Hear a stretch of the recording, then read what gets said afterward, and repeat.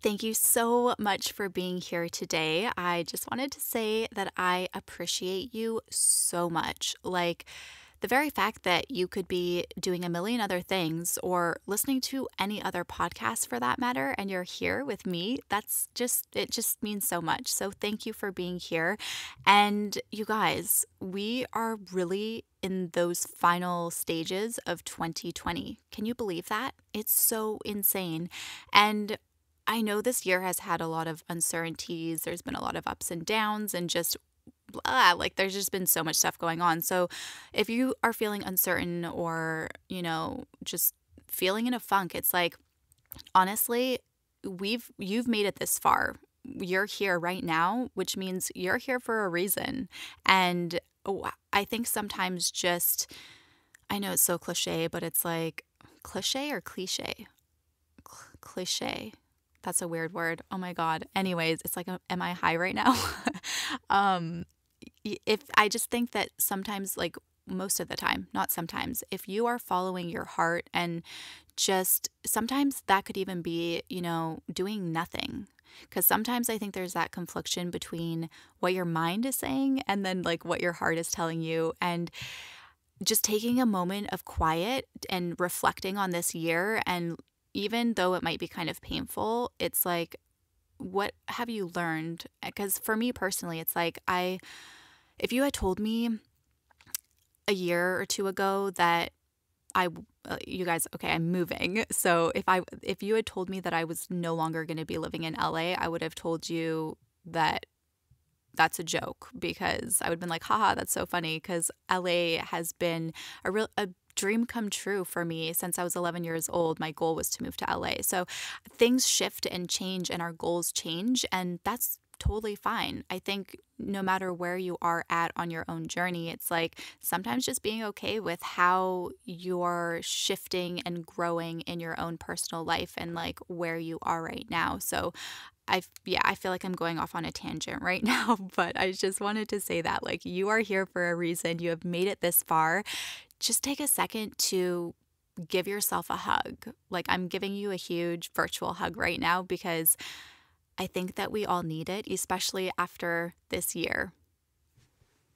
And if you enjoyed this episode today, if it was helpful to you, please do take a second to rate and review this podcast. You can do so by scrolling down on whichever device you are listening to this podcast on and tap the stars to rate the podcast, and then click to leave me a quick review and let me know what you enjoyed most about this episode today or what you enjoy most about listening to this podcast. When you take a second to rate and review the podcast, it really does help expand our reach, and it makes it possible for other people to find this show and benefit from listening to this content as well.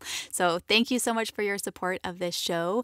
And if you have not yet subscribed, please take a second to subscribe, because that way you won't miss out on upcoming episodes and bonus content. All right, let's go ahead and dive into this episode. Welcome to the More Than Just a Type podcast, a place where we explore what it takes to live your best life. I'm your host, Taja Cato, expert in type 1 diabetes and fat loss, entrepreneur, and lover of all things fitness and personal development. Each week, we'll bring you a tangible tool, tip, or insight that'll inspire you and empower you to take action, achieve your goals, and live your best life.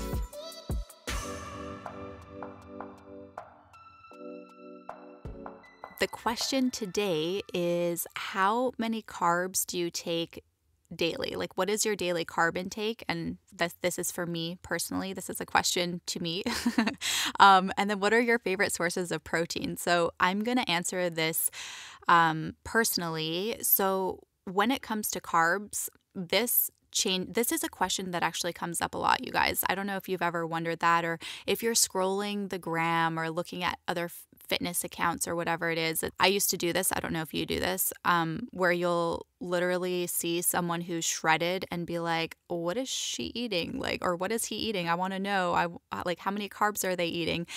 And I just have to say, first of all, it's such a personal thing. I didn't know that for a long time, but it's like your diet is so individual to you. And so your macros are going to be very individual to you. We're all affected differently by different kinds of macronutrients. And that means like the amount of carbs and protein and fat that I eat might be different for you. And we don't need to be eating the same amount of food or the same amount of macros in order to achieve even the exact same goal. So that's just really important to know first and foremost.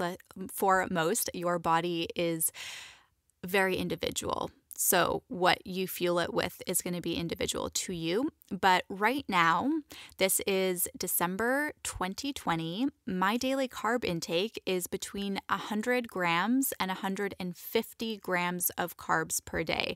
And this is because currently I am maintaining a calorie deficit. So I'm trying to just shed a couple pounds. So I'll just put it into context. When I got back from Costa Rica in the very end of September, I was starting to feel a little bit fluffy, and I wasn't training as much because I was just getting back into it. So I feel like I had lost a lot of muscle, and I just felt like I needed to shed a little bit. And this is just for me personally, right? Like just to feel good in my body. And then I'm like, all right, once I shed a few pounds, I'm going to focus on maintaining weight, eating probably in a slight surplus, and then building muscle because I really want to build muscle. And so for those, I know a lot of you guys, if you've been listening to this podcast for a while, you know, or if you're on your own fitness journey, you might already know this, where like if you are eating less calories per day to lose weight, because a calorie deficit is how you lose weight, right?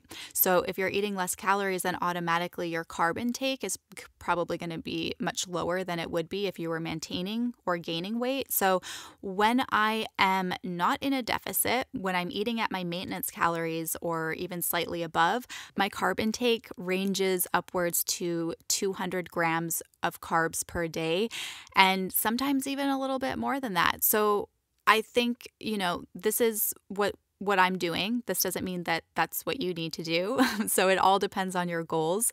And if you're wondering right now, like, how does that affect your blood sugars?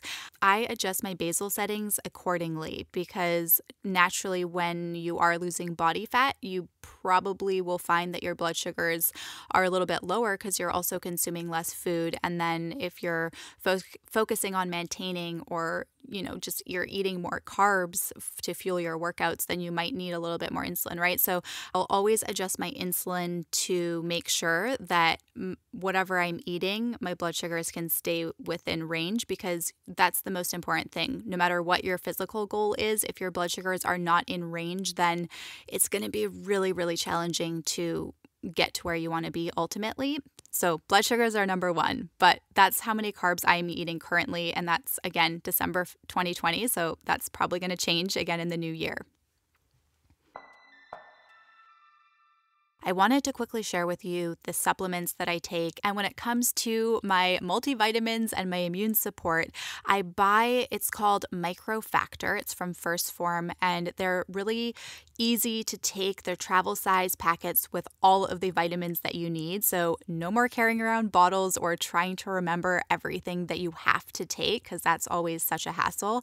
And one thing that I didn't know is that not all vitamins are created equal. So when I started getting really serious about my health and fitness journey and my blood sugar management, I just started being really aware of everything that I was putting in my body. And I realized that a lot of these supplements that you buy from the pharmacy or the grocery store, a lot of these different supplements actually contain fillers and additives and sometimes sweeteners. And that's not really cool, because fillers can actually make it so your body doesn't absorb the proper nutrients that you're trying to take. And so that's why I always recommend paying a little bit extra just to know that you for sure are getting the right nutrients in the right form, so that you know that what you are taking is actually going to work. And I've been taking First Form since 2017. I love their products. I'm obsessed. I normally don't talk about products that often because I'm really picky, but this is one that if you are looking at different supplements, then definitely check out First Form. And if you use my link, you do get free shipping on all of their products. So I am affiliated with them. And when you use my special link, I get a commission so that I can buy more of the products that I love and share them with you. If you want to check them out, just go to tajakato.com/first. And that's spelled with the number 1 and then ST. So First Form, and then form is spelled PHORM. So tajakato.com/first form. And I'm also going to link to this in the show notes. All right, so my favorite sources of protein. I love this question because protein is such an essential macronutrient. And if you didn't catch the episode last week, we talked about just why protein is so essential, especially when your goal is to lose body fat. Protein is so important. So I love this question mostly because protein is a tough one to hit. Like if you set a certain protein range for yourself, and then you might find that it's not always super easy to hit that number. Like when I was in Costa Rica, my protein intake was a lot lower because my diet just looked a lot different. And so I just love to be able to share with you like my favorite sources of protein and give you some ideas based on things that you like that might be able to just help you increase your protein every single day if you are feeling like that's an area of focus. So my favorite sources of protein are boneless, skinless chicken breast, salmon, low-fat Greek yogurt. I love to put a scoop of protein powder. I use First Form protein powder. I'll put a scoop of the chocolate milkshake. That's the flavor of the protein powder in my serving of Greek yogurt, and I'll stir it all up, and it almost reminds me of cheesecake. Like it's so delicious, and it's really filling because protein is hunger blunting. It's very satiating. And I love eggs. Egg whites. Egg whites are really great, especially if you're cutting weight. Protein powder, obviously, I always like to have that on hand. I don't take it every single day, but I do like to have it because if I need a little bit more protein, then it's just a really easy way to hit your protein intake. So again, I use First Form protein powder and Explore Cuisine black bean pasta. I'm sure there's other brands, but this brand is called Explore Cuisine. I bought it at Ralph's. I don't know what other stores carry it, or like where you are in the world. So I don't know if you can find this brand, but there's probably other brands that have black bean pasta. And I love this pasta specifically because it has 20 grams of protein and very few carbs. Like the net carbs are very few because there's so much fiber in it. So it's like really, really easy on my blood sugars, and there's so much protein in it. So those are my favorite sources of protein. And I'll add one more, lean ground turkey. That's another one.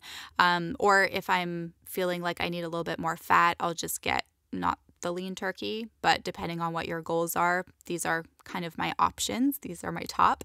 And I also just wanted to include, because it isn't always, but for some people, it can be challenging to hit your protein goals every single day, especially if you're counting your macros. So I just want to give you an example of one way that could help you easily hit your protein intake. So let's say your goal is to eat 100 grams of protein per day. So your breakfast might look like 4 servings of egg whites because that equals 20 grams of protein.